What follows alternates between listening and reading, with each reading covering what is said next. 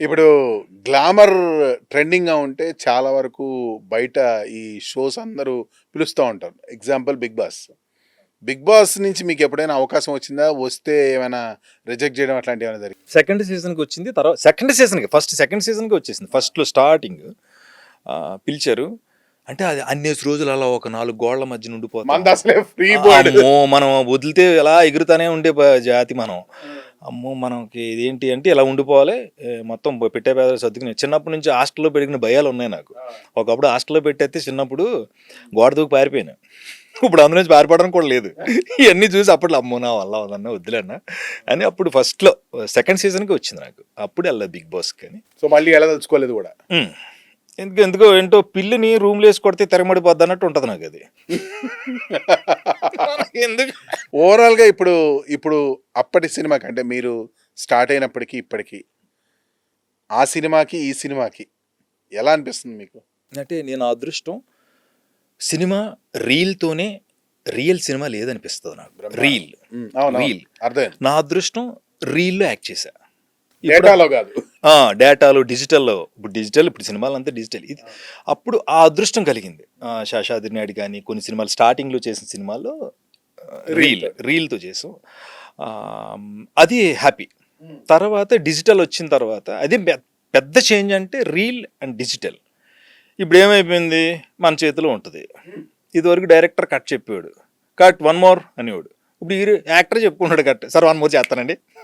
అడే నువ్వు చెప్తావేంట్రా నేను కదా చెప్పాలనే పొజిషన్ ఇప్పుడు. అంతే చేంజ్.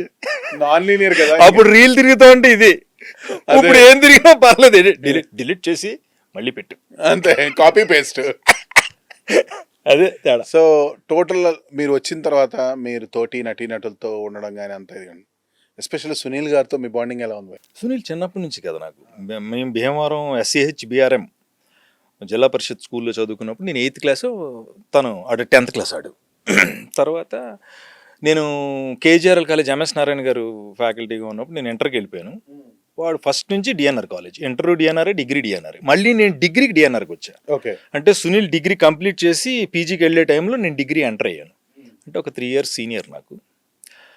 ఇప్పటికి రేపు నేను యాక్ట్ చేసిన సినిమాకి తన వాయిస్ కావాలని అడగగానే వెంటనే బలివడరు అని చెప్తాను నీకు ఎందుకు అన్నాడు. ఆ స్నేహాలు అవన్నీ ఉన్నాయి సునీల్తో. అండ్ త్రివిక్రమ్ గారు నా గురువులాగా. అంటే ఒకే పరిశ్రమలో ఉన్నాం కదా. ఒక చెడ్డీ దోస్త్ అని అనుకోవచ్చు. సరే, వీళ్ళు మీ తోటి నటులు కొంచెం ఇమేజ్ బాగా హీరో ఇమేజ్ ఉన్న బాలకృష్ణ గారు లాంటి వాడితో మీ అనుభవం? Is such a great legendary actor. ఆయనకి అడగకుండానే ఎవరో చెప్పకుండానే ఎవరో ఇస్తే లెజెండ్ కాదు ఆయన. Is always legend. నేను బాలకృష్ణ గారిని చాలా దగ్గరగా చూశాను. మా జెమినీ టీవీ ప్రోగ్రామ్ చేయడానికి అప్పట్లో మూర్తి గారు అని ఒక ఆయన ఉండేవారు. ఆయన నేనే ఇంటర్వ్యూ చేయాలి. కొంతమంది కెమెరా స్టాఫ్ అంతా కలిసి వాళ్ళ ఇంటికి వెళ్ళాం. ఆయన అక్కడ ఓ పక్కన పెట్టుకోండి అని చెప్పి వాళ్ళ మేనేజర్ అన్నీ చేసి పెట్టారు, రెడీ చేశారు. సరే సార్ భయం బిక్కుమంటుంది. గుండె 72 సార్లు కదా 80 సార్లు కొట్టుకుంటుంది ఒక్కొక్కడికి ఆయన వచ్చేదాకా. కెమెరామెన్ అసిస్టెంట్లతో సహా 3 కెమెరాలు సెటప్. నేను ఇంటర్వ్యూ చేయాలి. క్వశ్చన్లే చూసుకున్నాం అది ఇదని మూర్తి అంతా సెటప్. ఆయన చాలా క్యాజువల్గా చాలా సరదాగా అందరూ రెడీయా పెట్టే వాళ్ళందరికీ అన్నాడు. అంటే అలాగా మా అందరికీ ప్లేట్లో సున్నులో అవన్నీ వచ్చినాయి. తినండి వస్తా అని వెళ్ళిపోయారు ఆయన. ఆయన లోపలికి వెళ్ళగానే అందరూ తినాలి కదా, తినమన్నాడు ఆయన. తినప్పుడు చచ్చిపోతాం, ఎలాగన్నా తినాలి. సరే పట్టుకొచ్చి సున్నుండలు బాగున్నాయి, మేము అందరం తినేసాం. ఒకడు అసిస్టెంట్ ఎవడో గుర్తులేదు నాకు, నోట్లు ఎట్టుకుని ఉండిపోయాడు. బాలకృష్ణ గారు అయిపోయిందా అంటే ఏదో ఎవడో వదిలేశాడు అన్నాడు. ఒక ఉండ తినడం మానేసి అక్కడ ఉండిపోయింది, అది తినలేదు. ఇంకా సున్నుండి ఏమవుతుందో నోట్లో పెట్టుకొని మొత్తం ఇది పొడిం కదా అన్నాడు. అంటే ఎదుగులో వదిలేసావు అన్నాడు. కంగారు గడ పెట్టేసుకున్నాడు, ఈయన అన్న మాట గడ పెట్టేసుకున్నాడు. అది ఇప్పటికీ గుర్తు నాకు. తినండి చక్కగా సున్నుండలో పెట్టాం. అలాగా ప్రేమగా ఉండే మనిషి అండి. ఎప్పుడు కూడా నన్ను ఆయనతో నేను ఒక స్కిట్ చేశాను.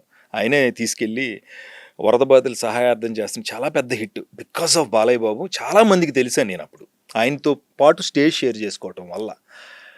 అండ్ రీసెంట్గా మన డాకు మహారాజులో క్యారెక్టర్ చేయడానికి వెళ్ళినప్పుడు కానీ ఏం జమిని అది ఆ తర్వాత ఇంకో సినిమా కూడా యాక్ట్ చేశాను కానీ ఎడిటింగ్లో వెళ్ళిపోయింది అది. బట్ డాకు మహారాజులో చేసినప్పుడు చాలా చాలా బాగా మాట్లాడి చేస్తాం మనం. ఎవరంటారండి అలా ఈ రోజుల్లో? నువ్వు బాగా చేస్తున్నావు, నెక్స్ట్ సినిమా మనం చేస్తున్నాం. ఒక పెద్ద సూపర్ స్టార్ భుజం మీద చేసి నా ఫోటో ఉండొచ్చు నా దగ్గర. ఇప్పటివరకు ఇండస్ట్రీలో అది ఫేస్ చేయాలి. అలా భుజం మీద చేసి మళ్ళీ చేస్తామంటే ఆయన చెప్పాక చేయకపోవడం ఏంటి? కంట్లో నలక, కాళ్ళలో పడిన ఏదైనా రాయి, చెప్పు లోపలికి పడిపోయిన రాయి, ఇవన్నీ మనల్ని డిస్టర్బ్ చేస్తాయి కదా. ఏక సినిమాలో కార్ డ్రైవ్ చేస్తుంటే ఒక ఏక ఎట్టెట్ట వెళ్ళిపోతాను, దాన్ని చంపలను చూస్తూ ఉంటాం ఎట్టెట్ట, అవునా కదా? అలాగే ఆయన డిస్టర్బ్ చేయకూడదు అంతే. ఎవడో ఆయన ప్రశాంతంగా ఇలా కూర్చుని పుస్తకం చదువుకుంటే ఎలా ఉంటే అక్కడ ఎవడో కావాలని ఎర్ర సొక్కను నల్ల సొక్కను వేసుకుని ఈయన ఇంప్రెస్ చేద్దామని తిరుగుతూ ఉంటాడు చెట్ట ఏగలాగా. చిరాకీదా బాగా. అది తప్ప బాలయ్య బాబు బంగారు.